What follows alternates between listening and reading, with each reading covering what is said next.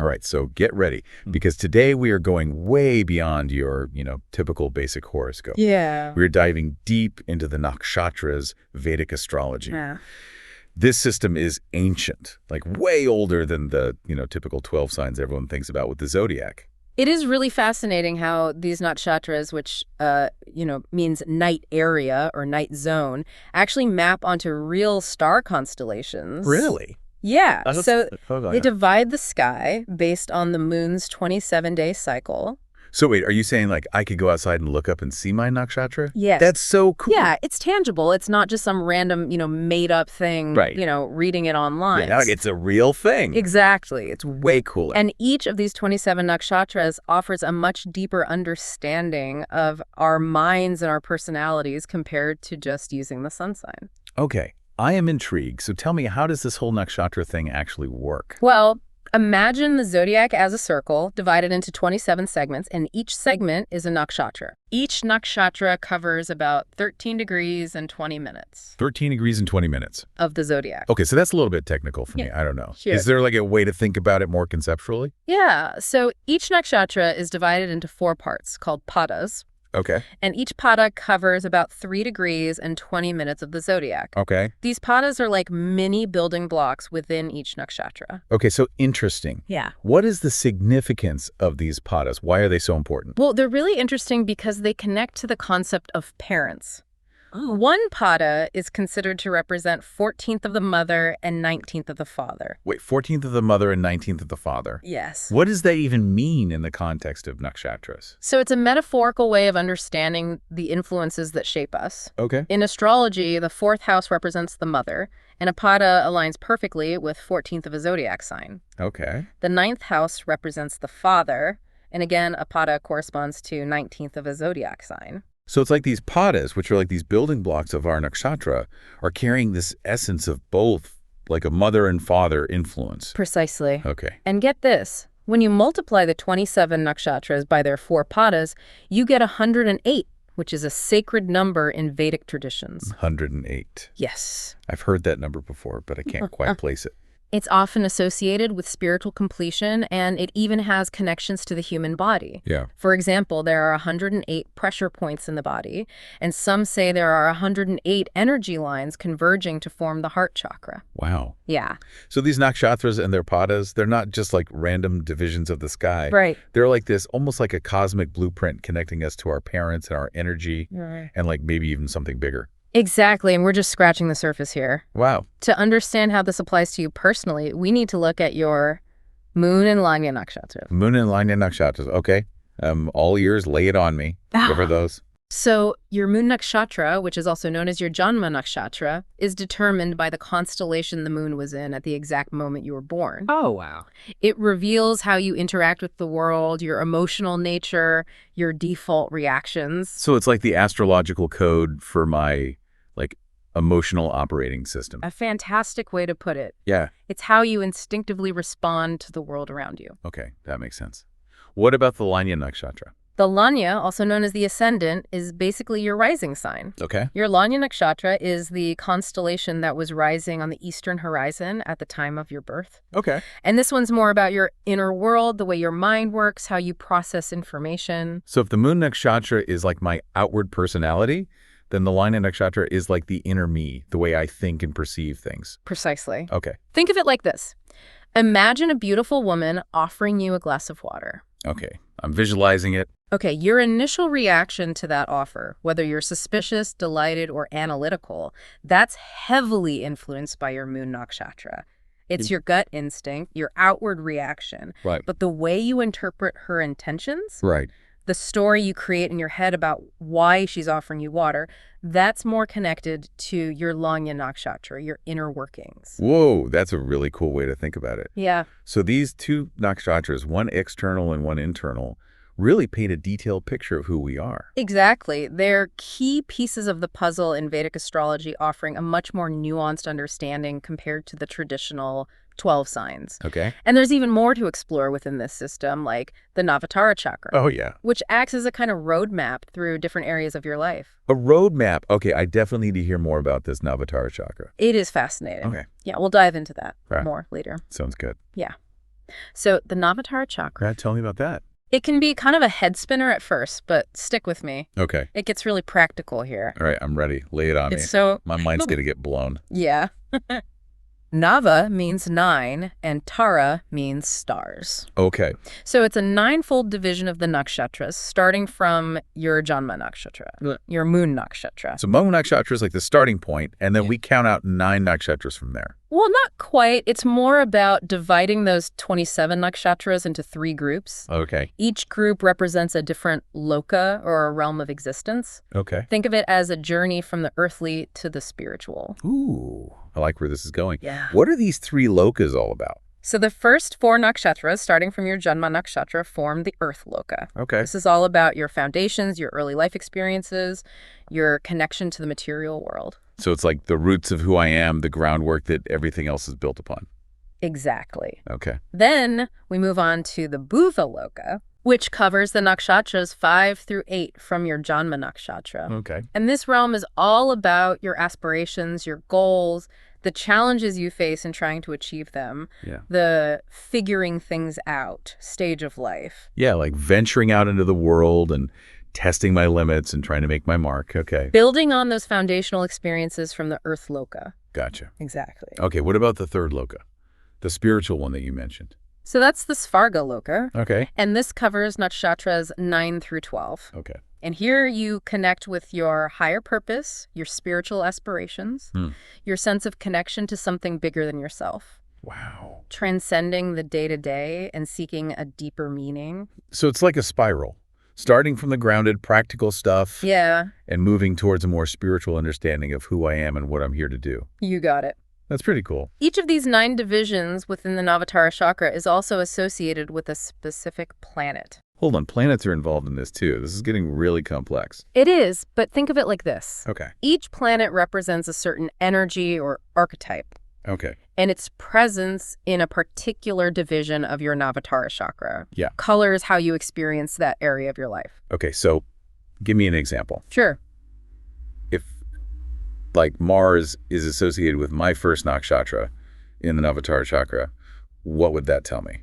So since the first nakshatra represents new beginnings, Right. having Mars there could mean you jump into things head first. Okay. You're full of energy and initiative. You might be a little impulsive, but also very courageous when it comes to starting new things. That sounds a lot like me. I do tend to dive in without overthinking it. Right. What about the other divisions? What kind of things can the planets reveal? Well, for example, the second nakshatra in the Navatara chakra is associated with wealth and resources. Okay. If Venus is prominent there, it could mean that you find abundance through creativity, relationships, or indulging in like the finer things in life. So by understanding like the planets associated with each of those divisions in my Navatara chakra, Yeah. I can gain insight into how I approach different areas of my life. Exactly. And remember, this is all about understanding your pendencies, your patterns, your strength. It's not about predicting a fixed destiny. Right. It's about understanding the energies at play Yeah. so that you can work with them consciously. I'm starting to see how powerful this system can be for like self-awareness Yeah. and personal growth. Like this is almost like getting a cosmic cheat sheet for navigating life. It's more like a cosmic roadmap. Oh, okay. And while we have this Navatara chakra to kind of guide us through these different life areas, Yeah. there are also specific nakshatras that deserve a little bit of a closer look. Okay. And we call these the special nakshatras Special nakshatras. because they offer insight into very specific areas of your life. Okay, special nakshatras. I am definitely ready for more cosmic insights. Tell me everything. So for starters, there's the Sampattara, which is always the second nakshatra from your Janma nakshatra. This one's all about wealth, prosperity, and your ability to attract abundance. Wait, so the second nakshatra from my moon nakshatra holds clues about my financial fortune. Sign me up. It's not about guaranteeing riches. It's about understanding the energy you bring to finances. Okay. For example, if your Sampattara is ruled by Jupiter, the planet of expansion and good fortune, Right. it could mean that you have like a natural ability to attract wealth and opportunities. Okay, that's pretty cool. What other special nakshatras are there? There's the Karma nakshatra, Okay. the 10th from your Janma nakshatra. This one can offer insight into your career path, your dharma, your purpose in life. So it's like a cosmic indicator of what I'm meant to be doing in the world. You could say that. Okay. It helps you understand the energy surrounding your work and your contributions to the world. Are there any that are like maybe not so positive? Of course, life is all about balance. The Synchatic Nakshatra, which is the 16th from your Janma Nakshatra, Okay. often highlights challenges, obstacles, or even karmic debts that you might face. So this is one that I might want to pay extra attention to Right. and maybe try to like appease with some good karma points. It's more about understanding the lessons that these challenges are here to teach you. Okay. We also have the Adhana Nakshatra, the 19th, from your Janma Nakshatra, Okay. showing where you might settle down or feel a strong connection to a particular place. Okay. And then there's the Manas Nakshatra, the 25th, which reflects your mental strength, resilience, and how you handle stress. Wow, so many layers. I know, right? Each of these special nakshatras offers like a unique piece of the puzzle when it comes to understanding ourselves Yeah, and our life path. exactly. Okay. And then there's one more special nakshatra we need to talk about, but it doesn't quite fit into this neat system of counting from your Janma Nakshatra. What? It's called Apijit, Apiji. and it's considered incredibly auspicious. Okay, this sounds intriguing. What's so special about this one? So it's considered kind of like a hidden nakshatra, occupying a small space in the zodiac that's not traditionally included in the 27 nakshatra system. So it's like a bonus star with its own like unique energy? Precisely. Okay. And it's associated with Lord Vishnu, Okay. the preserver in Hindu mythology, Okay. giving it a very protective and supportive energy. Oh, wow. A cosmic guardian angel? I could use one of those. It's believed that aligning yourself with Abhijit's energy can bring about success and good fortune. Wow. So it's definitely a nakshatra worth knowing about. This is blowing my mind. So we got these 27 nakshatras. Right. Each with their own unique energy and symbolism.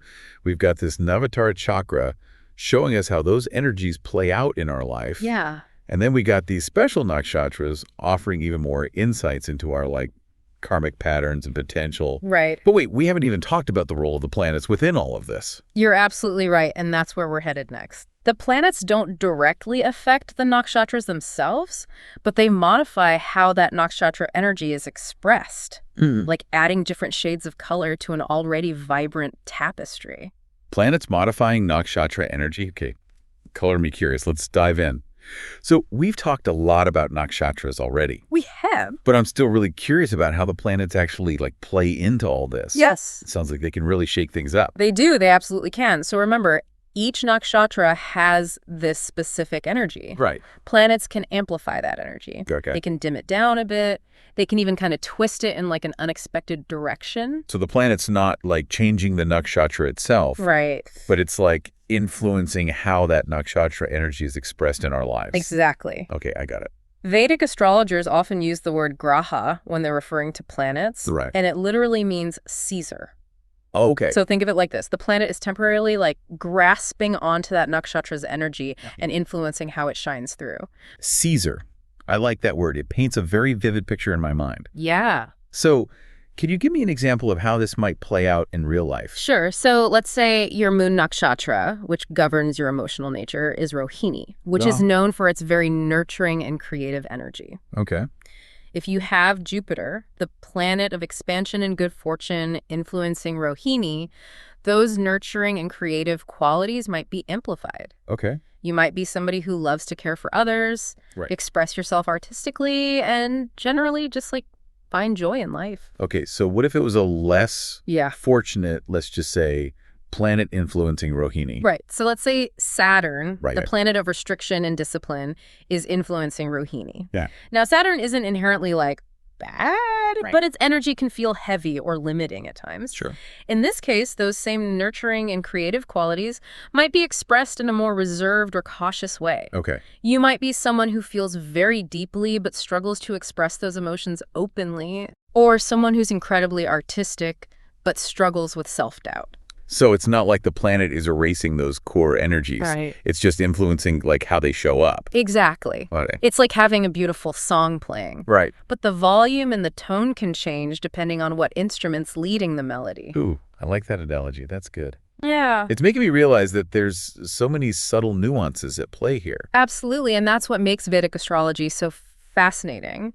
It encourages us to look beyond those simplistic interpretations. Right. And really appreciate that, like, intricate dance of energies that are at play in our lives. We've been talking about these nakshatras, how they reveal things about our personality, Yeah. our strengths and weaknesses, Right. even our karmic patterns. Right. Can we use them to understand our relationships with other people? That's a great question. And the answer is yes, absolutely. Okay. In Vedic astrology, we can compare the nakshatras of two individuals to gain insights into their compatibility, their potential challenges, and the areas where they might complement each other. So it's almost like having a cosmic compatibility report based on our nakshatras. Kinda. Sign me up for that dating app. Right. It's not quite that simple, Damn it. but it can definitely offer some valuable insights. Sure. For example, some nakshatras are naturally more compatible than others based on like their elemental qualities, their Oh, yeah. ruling deities, Okay. and their symbolic meanings. So if my moon nakshatras is like a fire sign Right. and my partner is an earth sign, Yeah. does that mean we're destined to have these like